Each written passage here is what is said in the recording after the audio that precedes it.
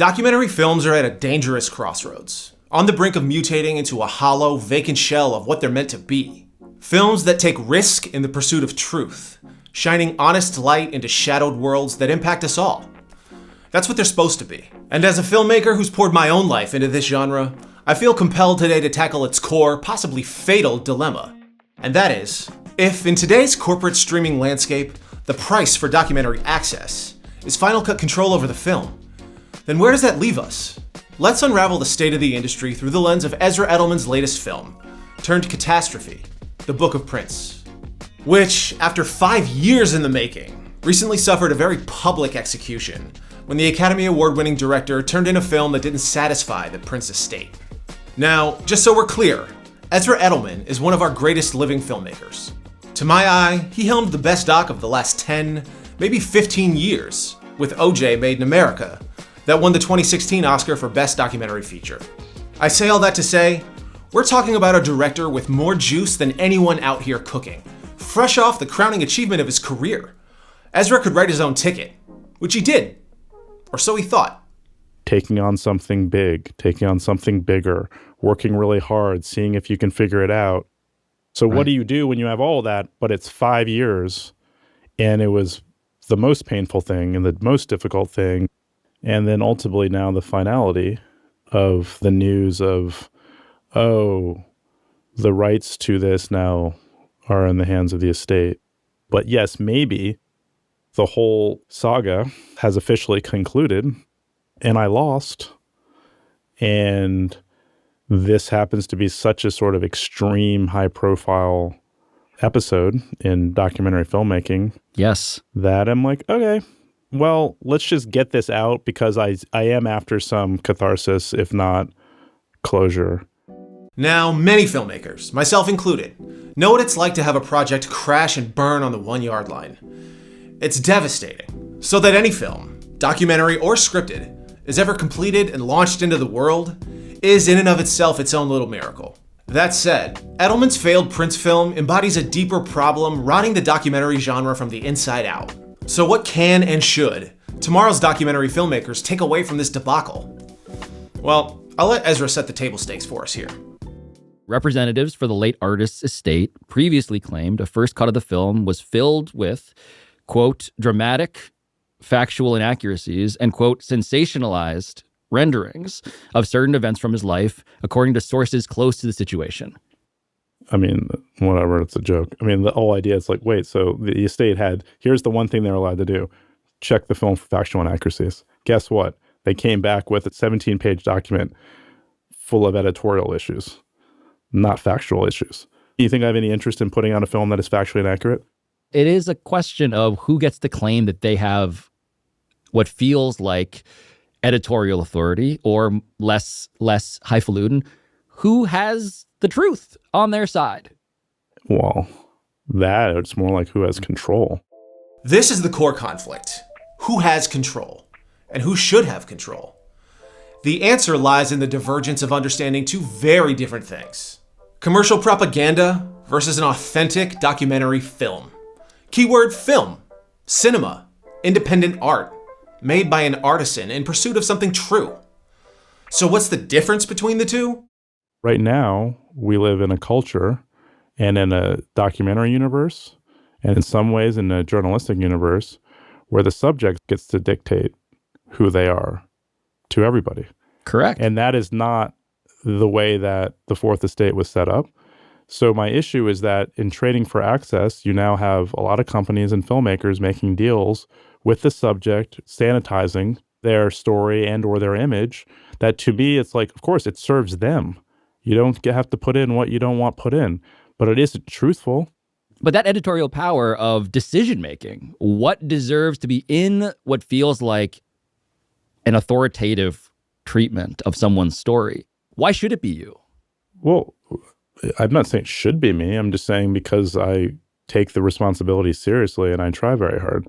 And I have integrity as a person and as a filmmaker. I think the danger and the problem I'm finding is that what's the compromise?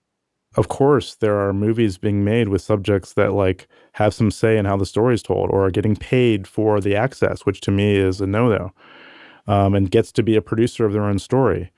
And in what happens, that these streamers or whoever the distributors are, they get a film about whomever, you know? Oh, and the, you're like, the so incentives align. right. So no, and by the way, and at this point, the public doesn't seem to somewhere between care or know the difference.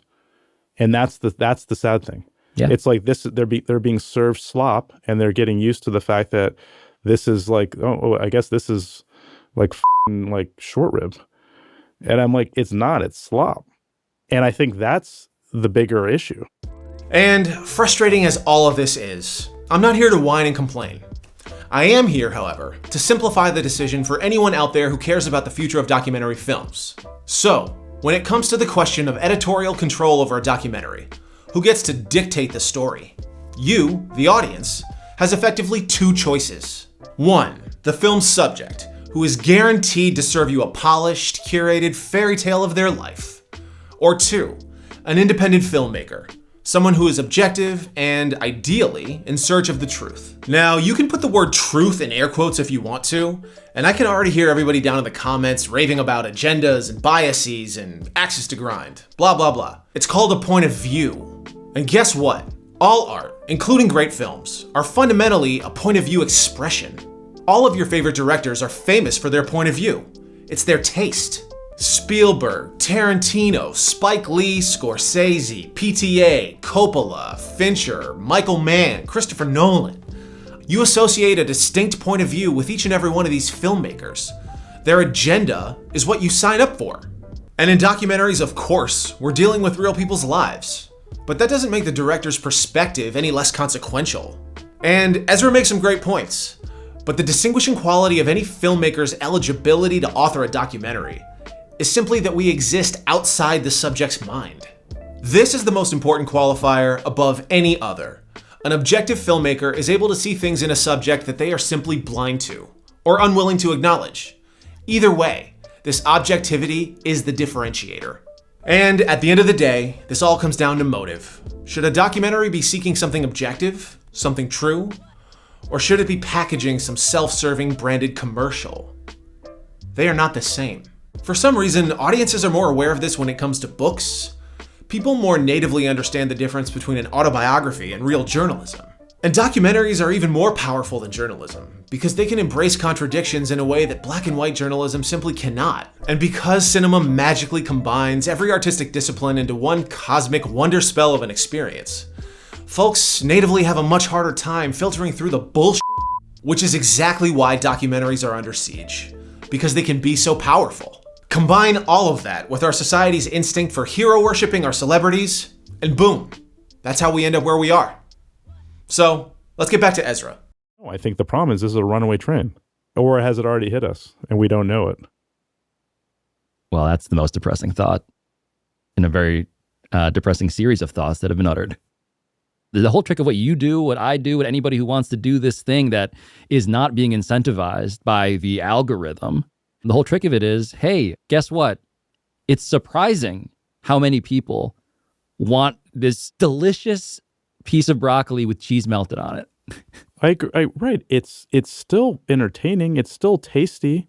That is what I want people to remember when they are deciding whether this is just vegetables, whether this is the thing that people did not ask for, but they got because some guy feels like morally scolding them into caring about journalism.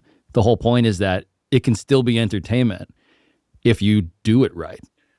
And that gets back to the general breakdown that's always been between, like, there are documentaries and there's a Hollywood movie. And so the issue is that now the estate is going to put out its own documentary, but that's not a documentary. By definition. By definition, it's going to be a hagiographic, like, propaganda love letter to Prince the artist. Are you going to learn anything about Prince? I doubt it. Are you going to learn anything dark about Prince? I doubt it. Are you going to learn anything complicating about Prince? I doubt it. So, why should you care about any of this? Well, what do you want out of your own life? Are you content simply amusing yourself to death? Throughout time, whether it was print, radio, television, cinema, and now in the social media age, Instagram, Twitter, TikTok, the dominant media in any society directly shapes which ideas are deemed important, credible, and true. And this inevitably dictates how we reason and communicate with each other. And in a social media landscape that's clipping your attention span into dust, documentary films stand as a longer-form source of depth and complexity. They are the last house on that block, wellsprings of context and contradictions that ultimately offer their audience a richer and more rewarding sense of their own lives. And if we poison the genre with this hagiographic nonsense, all we're left with is reality TV and TikTok. I'm sure that'll go well. Point blank, the dominance of these slop docs will leave you more passive, less informed, and less capable of navigating your own existence. So that's why you should care. Here's why I do. I know exactly what Ezra's feeling.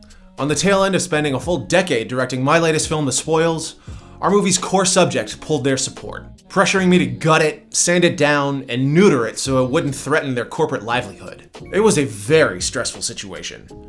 Their support would have dramatically broadened the film's reach, brought in more partners and sponsors. But here's the thing.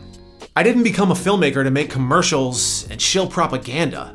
Bending to that corporate pressure might have brought the film a bigger audience, and maybe juiced my pockets. But the film itself would have been dog shit. As it stands, I made a timeless and important film that I'll be proud to forever put my name on.